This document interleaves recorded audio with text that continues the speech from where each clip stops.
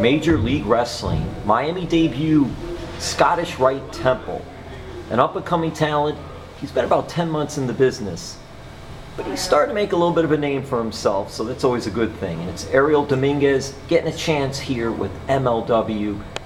Ariel, what has it been like for you getting this opportunity with Major League Wrestling? It's been absolutely incredible. I appreciate the opportunity of going out there in front of huge crowds and wrestling for one of the best companies out there.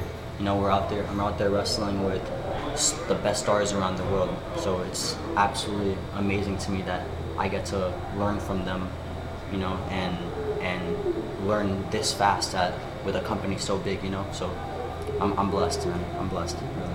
Major League Wrestling has a lot of talent, different levels of talent here with MLW, and it's a growing company. They're seen Friday nights on beIN Sports, 8 p.m. Now you're part of this company, but for you, how did you get your start in pro wrestling? So the way I started was I was actually doing amateur wrestling. I wear this ring very proudly. I'm a state champion wrestler of Florida, and I was also an All-American and won Brute National Championship. I had a 4I scholarship for college in Iowa, but you know my grandma was living in her last years, so I came back here to, you know, live it with her, and she most recently passed, and when she did, I just wanted to, you know, chase my dream. I was here, you know, Orlando is where it's at, Florida's where it's at, you know, with wrestling, and yeah, I just had to. I've been watching since I was a kid, and I've loved nothing else but that. Wrestling is like my girlfriend, pretty much, and I just always knew I'd become a professional wrestler. What was it like for you as an amateur wrestler? Because you see that there are wrestling stars today that do have amateur wrestling backgrounds. But how did that work for you in that transition, going from amateur wrestling to now the professional level? It's a big difference because in amateur wrestling, they go by weight classes. So, you know, I've always felt very dominant in amateur wrestling. Ariel, height and weight.